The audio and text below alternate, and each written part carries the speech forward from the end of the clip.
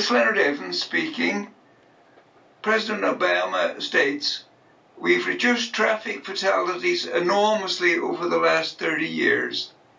That is not correct. Many other countries have reduced fatalities enormously over the last 30 years, but the United States has failed to do so, resulting in the deaths of an additional 20,000 Americans on our roads every year." So concludes a detailed analysis published in the peer-reviewed scientific literature. I'm going to summarize an updated version of this study.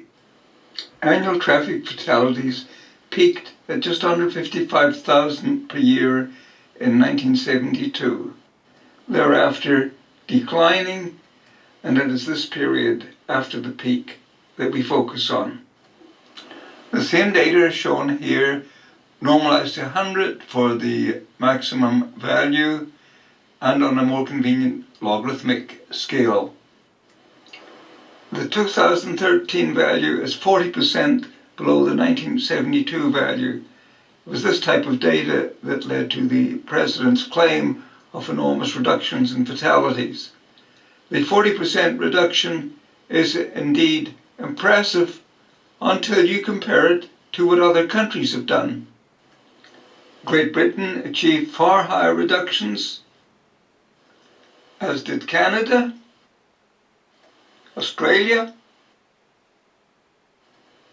Italy,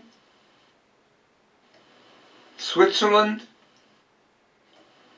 France, Japan, Germany, Sweden, Austria, Denmark. The dataset contained data for 26 countries. All are plotted here. The US is a unique outlier. Every one of the other 25 countries recorded far larger drops in fatalities than did the USA. Here we compare the US to one country, the Netherlands, which achieved its maximum number of deaths in the same year as did the United States.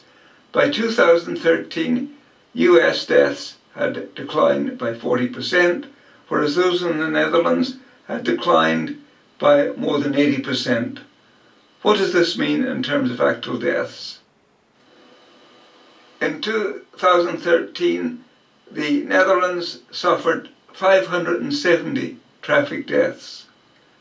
This is 84% below their all-time high.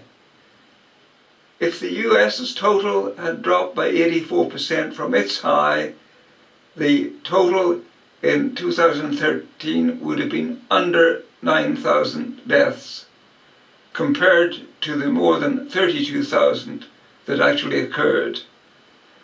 By failing to match the performance of the Netherlands, the US suffered an additional almost 24,000 road deaths in 2013. There is nothing particularly unique about the Netherlands. We can apply the same calculation to other countries. We conclude that more than 20,000 additional Americans are killed annually because the US fails to match the decline in any one of 11 countries. As a long-standing US citizen by choice and a member of our National Academy of Engineering, these conclusions cause me great pain, yet they are inescapable from the data. Why this catastrophe is visited upon our nation is the subject of a later presentation based on my editorial in the American Journal of Public Health.